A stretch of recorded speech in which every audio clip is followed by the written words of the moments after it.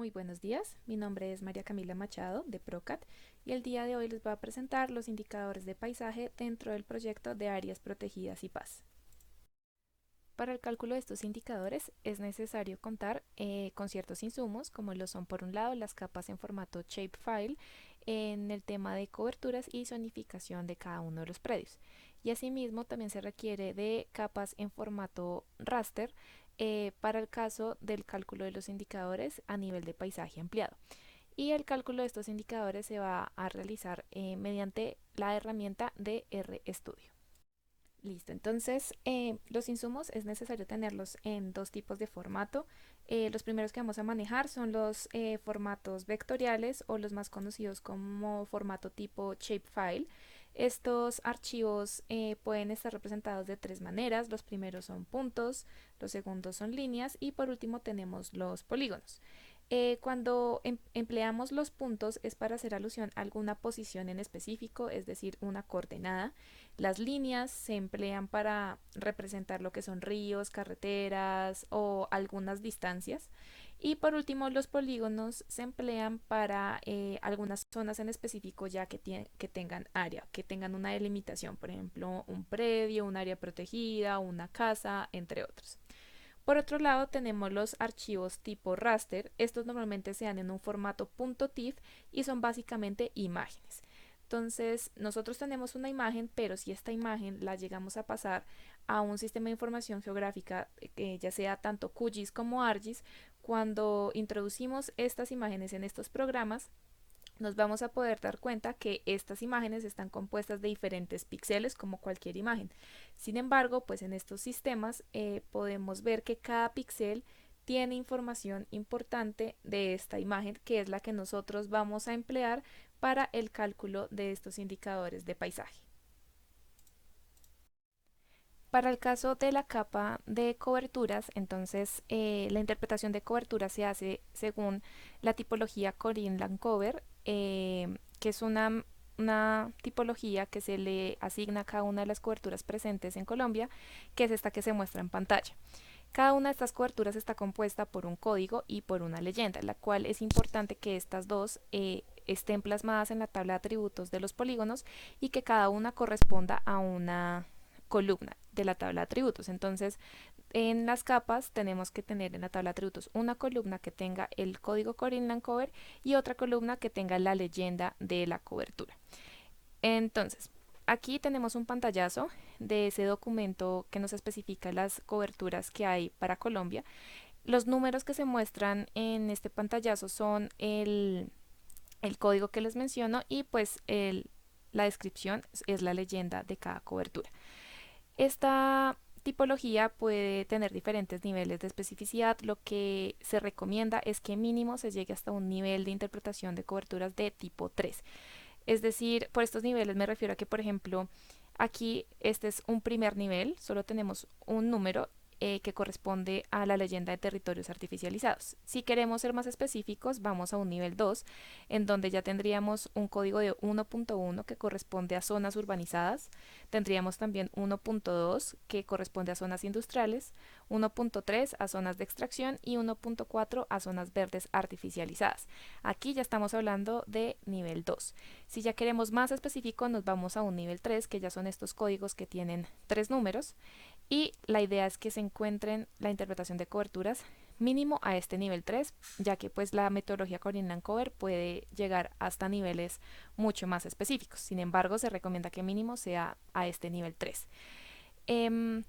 Y por ello se recomienda que en las capas se manejen exactamente los mismos códigos sin la separación de los puntos, simplemente se pongan los números y la leyenda sea copiada tal cual se encuentra en este documento que tiene la leyenda nacional de coberturas de la Tierra según esta metodología Corin-Lancover. Teniendo un poco más claro el tema de los insumos que se requieren para poder correr estos indicadores, vamos a empezar con la explicación de los indicadores de paisaje. Entonces, estos indicadores están agrupados en tres grandes grupos. El primero es el de los indicadores de restauración, el segundo es el de indicadores de estado de presión y respuesta, y por último tenemos los indicadores de integridad ecológica.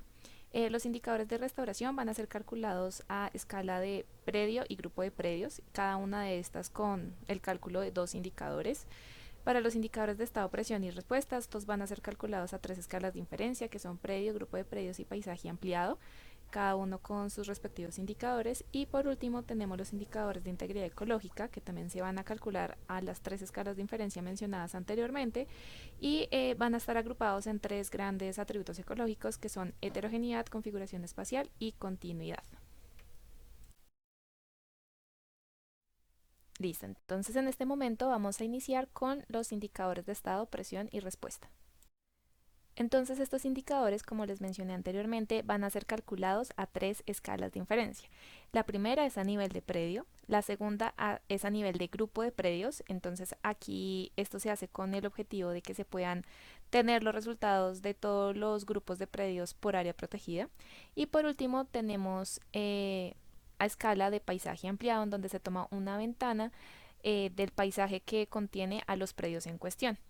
Adicionalmente, para el caso de estos indicadores se va a calcular a otras 2 escalas, que son para la totalidad del predio, y otra más específica que tiene en cuenta la zonificación. El fundamento de estos indicadores es básicamente tomar la capa de coberturas y reclasificarla acorde a unas categorías y condiciones que les voy a mencionar más adelante. Sin embargo, es importante tener en cuenta que para el caso de la totalidad del predio solo se va a tener en cuenta el insumo de coberturas para hacer esta reclasificación. Sin embargo, para la zonificación, cuando tenemos en cuenta ya esa escala de zonificación que es un poco más detallada, aquí requerimos uno de la capa de coberturas y por otro lado la capa de zonificación de cada uno de los predios. Esto con el objetivo de poder hacer una intersección de estas 2 capas y poder obtener una capa que agrupe las coberturas que están dentro de cada una de estas zonificaciones. Entonces, esto lo que nos va a permitir es ver si cada zonificación está cumpliendo en sí con lo que se quiere, teniendo en cuenta las coberturas que están dentro de cada zonificación.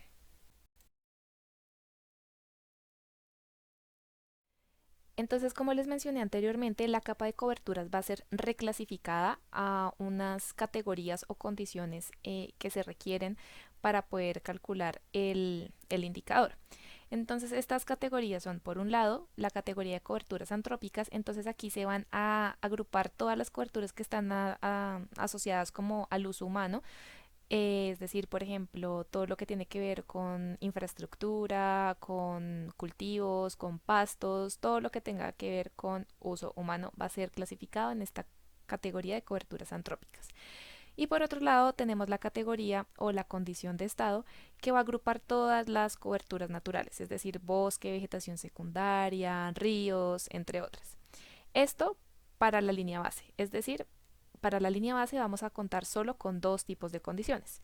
Ya cuando tengamos un tiempo de seguimiento, vamos a tener otras 2 condiciones adicionales. La primera es el avance en la sucesión, que es cuando hay coberturas que indicaron este avance sucesional, es decir, cuando por ejemplo pasamos de un pasto a una vegetación secundaria, pasamos de una cobertura antrópica a una de estado. Entonces podemos ver que hubo un avance en la sucesión. Y vamos a contar también con la categoría de degradación, que son aquellas coberturas que nos indicaron que existió alguna transformación o alguna degradación de las condiciones naturales de las coberturas. Es decir, por ejemplo, cuando yo tenía un bosque y después apareció en pastos, ¿sí? Hubo una degradación de las condiciones. Entonces, en el momento cero solo vamos a tener 2 condiciones, pero ya en el momento de seguimiento vamos a contar con estas 4 condiciones. ¿Listo? Para el caso de a nivel ya más específico de zonificación, entonces aquí vamos a contar con 3 condiciones en la línea base.